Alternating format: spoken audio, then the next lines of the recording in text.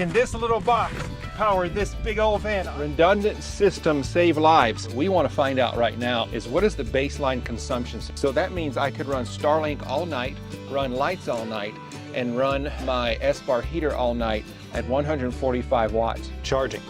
That's fantastic. Well, charging off of what? There's nothing running right now. It's a Can this little box power this big old van? I'm going to take the exterior plug for shore power and plug it right into this Bluetti AC200 Max. And we're going to find out what happens. Can we power our microwave, our heater, our toaster ovens, our lights, our Starlink, and so much more? We'll find out right now in the special edition of Living My Alaska. It's cold. Let's go inside. We are inside our camper van, and it's about 5 degrees outside at the end of January. And I have something very special to share with you. What I want to know is whether this little box right here, this Bluetti AC200 Max solar generator, will power my entire van, and for how long. And why does it matter? It matters because redundant systems save lives in the backcountry. I don't want just to depend on my house batteries that are in this machine.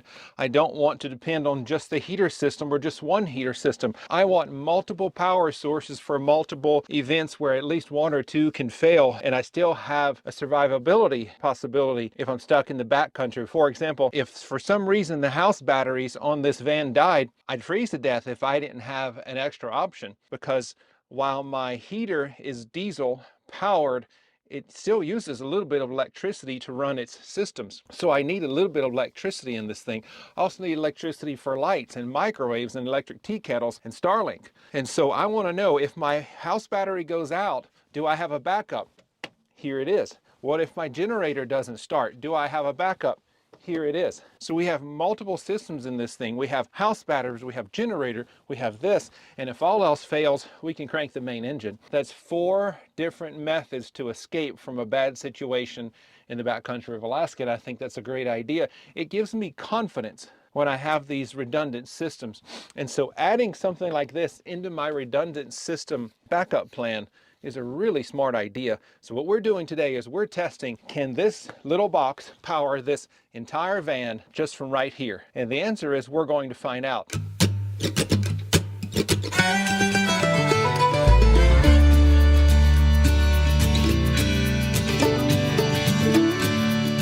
There's one unique feature of the Bluetti AC200 Max that makes it very special, and that is this plug right here. This plug right here is a 30 amp plug. That means I can plug the exterior of this van where I would normally plug into shore power. Shore power is like if I plugged in at a campground somewhere. Instead of plugging into shore power, I can plug directly into this right here. And that's a really special thing. That is why I bought this unit. Let's find out right now. So right now we are operating on our house inverter. When I say the house, I'm talking about the non-chassis part of the van, the part of the van that makes it an RV. That's called the house. So what I'm doing right now is I'm running on house batteries right now, just batteries that we have in here. We have 200 amp hours of AGM batteries, and they'll last overnight if we just run light and maybe, a little bit of heat. But I want to know is, can I run a lot more? And so the first thing we're going to do is we're going to plug this in. This is my shore power cord. I've got it plugged into the outside of the van already. And so we're plugging it in here. And what happens is when I turn this on, the van will think we're on shore power. So we're turning it on now, and it'll give it just a second. There we go. So here's how I know we're on shore power right now, because the van Magnum inverter says we're charging. We're charging off of what? There's nothing running right now. We're plugged into nothing except this right here. Check this out. You can see this right here. This is our Magnum inverter, and it says it's charging. It's charging from this. Watch what happens if I disconnect this Bluetti from this inverter. I'm going to disconnect it right now. Did you see that? We lost the charging, and now we're inverting. We're operating from the house batteries that are under that seat. Now watch what happens when I turn this switch back on, which activates this. Charging. That's fantastic. That means we are charging our van 30 amps through this unit. Really cool. Okay, let's get back to the test.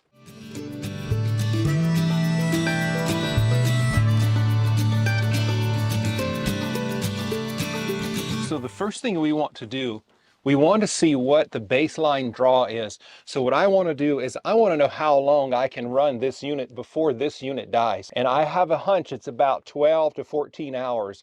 It has 2,048 watt hours. That's about 170 amp hours if you do the calculations. And what that means is I want to know what my base consumption is. If I'm going camping, here's the scenario. If I'm going camping and I want to run my lights, my Starlink, momentary use of microwave or a space heater or a tea kettle, electric tea kettle, I want to know how long this unit will last with that kind of consumption. And then overnight, basically when I turn the lights off, the only thing I might be running all night long is just my S-Bar diesel heater. And so what we want to find out right now is what is the baseline consumption. So we'll start kicking things on. And if you watch this little screen right here, it'll tell you how much we're drawing. So let's do that now. What should we do first? Let's plug in Starlink. Here's our Starlink plug right here. The whole unit is setting off to the left here. So we will plug in this Starlink right here. Just these lights in here, according to this unit, just these lights and the basic function of this van on the house side draws about 64 watts.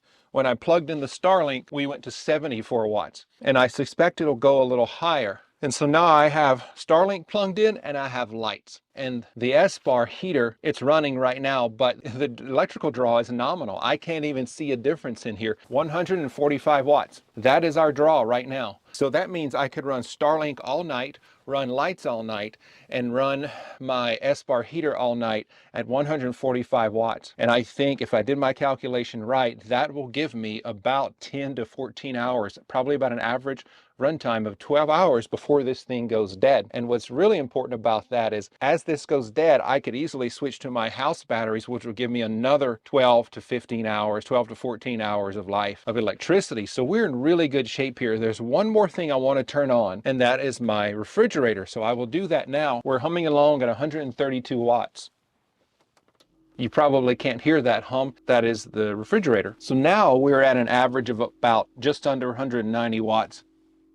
185 to be exact. So I think that is probably a pretty good late baseline. So while we're camping through the evening, this is probably how we would do it. Refrigerator runs 24/7, heater probably runs 24/7 in the winter, and then Starlink runs for 4 or 5 hours while we're settling in, watching TV, surfing the internet, and then it's time to lights out and shut things off. So we shut off lights, we unplug our Starlink, and we're back to 102 watts. The Starlink consumes quite a bit. So if you wanted extended run times, shut down the Starlink, and this is what we have. We have 24 hours of refrigerator use, 24 hours of S-Bar use, 24 hours of a few lights in here, which is about all you need at 101 watts. That's quite a long runtime. So we're in good shape right now. I'm very encouraged. Remember, this is plugged in to the shore power of the van. So not only can I run stuff directly from here, but I am also charging my batteries if I want.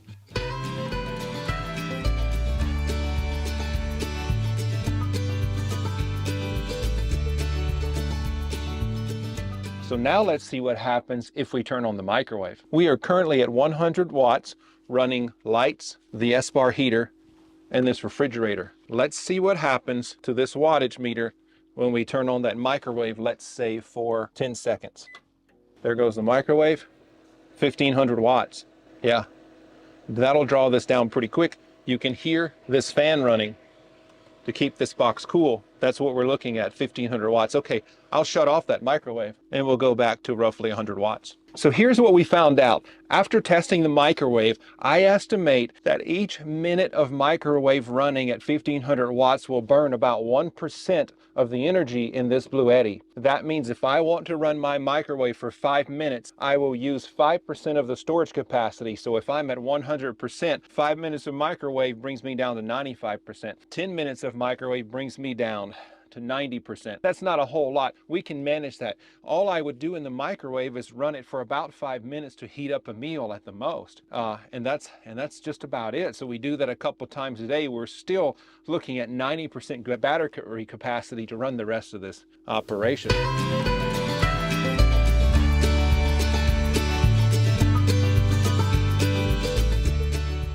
there's something else I want to try and share with you, and that's a space heater. Let's assume it gets really cold and my S-bar heater needs a bit of a boost. Let's see what happens when we plug a space heater into this thing. So same thing happens, 1500 watt space heater, 1500 watt microwave. The Bluetti doesn't care what the item is. 1500 watts is well below its 2000 watt inverter minimum, and there's no problem running one or the other. You would not want to run both at the same time. That's a 3000 watt draw. That would overtax this unit. The unit would shut down for safety reasons. So you run one at a time. So that's how we could do this.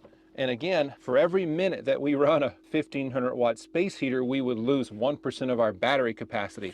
That means if we ran this space heater for 30 minutes, we would only have 70% of our battery capacity left.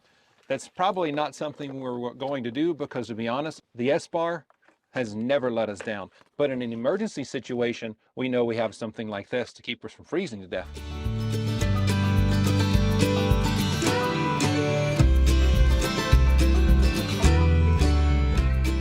So one other thing that we love to use in this van is our electric tea kettle. We use it for hot water in the winter because there's no water in this van. We've got this van winterized for obvious reasons. You don't want to run water in a van like this when it's -20 outside. Your pipes will bust.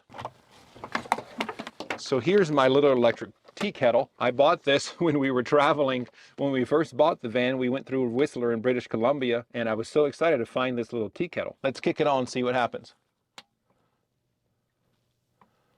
So this is a 1000 watt tea kettle, and it's showing right there 986 watts. So it's I think it's about 1000 watts approximate. So again, the tea kettle will run off of this unit. I could also plug it into the wall and the same thing would happen. Okay, so we've tested the tea kettle, we've tested the whole system here. And what I'm so glad to show you is this unit right now is running our entire van. I'm running my refrigerator, I'm running my S-bar heater, I'm running my Starlink, and I'm extremely pleased with how this turned out. So let's go through some of the features of this Bluetti. This is the Bluetti AC200 Max, 2048 watt hour. The control panel is touchscreen, and it's really great to turn things on and off just like that. You have multiple outlets for AC and DC. The way I remember AC and DC is if I'm driving to Washington, DC, I'm in my car, that's DC power because your car operates on a battery. That's how I've remembered it since I was a kid. AC on this side, that's your house. So cigarette lighter plugs in, USB ports of all different kinds, and 4 110-volt outlets just like you'd have in your house, plus the gem of this unit, the 30-amp plug to plug directly into the shore power of this van. It's one of the few units I've found that has this, and I'm really excited about it. Let's run a few more tests with this Bluetti before we shut this down. Okay, so what I've just done is I've plugged my space heater into a wall outlet, 110 outlet directly from the van, and what I want to see is if these voltage and wattage meters move.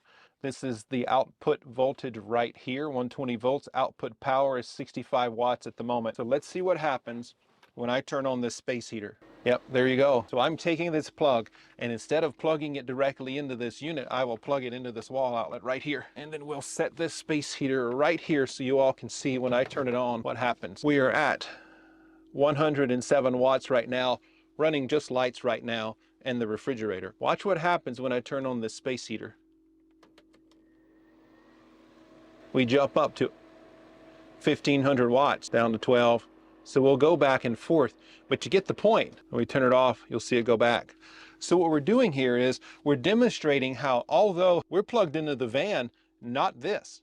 So how is it drawing power? It's drawing through this. What's happening is that outside source that we're plugged into, which is the shore power of the van, comes in here, into this thing here, and then this draws power back around, and that's how we're testing it. So all of this is to show you and to say that what you can do here is what I've just proven is that you can run your entire van, this big van, from just this little one unit. And by the way, almost every RV that I know of has at least a 30-amp plug. It's only the biggest of the biggest RVs that have 50-amp plugs for running much more like a regular house. But almost every RV and every van that I've known has a 30-amp plug. And with this unit, you can run your entire van for a limited amount of time as a backup, as a generator. And one of the great things I love about this is I hate cranking my generator. It's noisy. it's rough. It rumbles down underneath this thing and it burns fuel. And as a backup plan, it's a good thing to have and it gives me confidence. But before I do that, if I could get 4 to 6 to 8 to 10 hours off of this silent unit, I'll do it every time. One of the other things to note is lithium batteries don't necessarily perform very well in sub-zero temperatures. So we keep this unit inside our home. And if I would travel with it, I would shove it under one of my seats and keep this van warm. So if I needed it, it would be ready to go in an instant. This is the Bluetti AC200 Max by the company named Bluetti. I will put some links in the description and to our Amazon affiliate. And if you buy using our Amazon affiliate, that helps us out tremendously. And I'd be really thankful for that. Dawn and I want to thank you. Dawn and I want to tell you how blessed we are, how we feel so very blessed that you watch our channel and you watch our videos. We pray and hope that we bring blessings to you. And we hope you find these not only entertaining, but enlightening. If you want to live the wildlife in the great land like we do, I'm here to tell you, you can do it. Subscribe to our channel and we'll show you how. By the way, we've just launched Living My Alaska Plus, LMAK Plus, for 99 cents. For a limited time, you can join LMAK Plus for only 99 cents. That gives you early access to our latest videos. It gives you super chats. It gives you all sorts of other features and a more direct contact to me. If you want to come to Alaska for a week, a month, or for the rest of your life, I'm here to share with you how we did it, and I'd be honored to do so. Reach out to us and join LMAK Plus with Living My Alaska.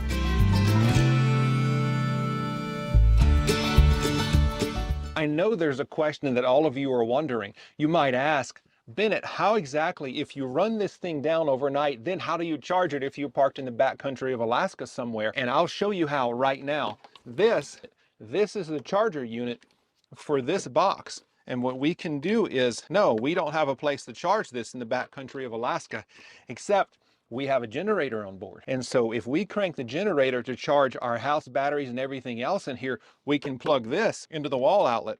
And when I crank the generator, it will charge, and I'll show you that right now. Let's crank the generator. I'll let you know it's a bit noisy, but we'll do our best. This is our control panel right here. This is our Cummins Onan genset, and you start the generator by pressing this button.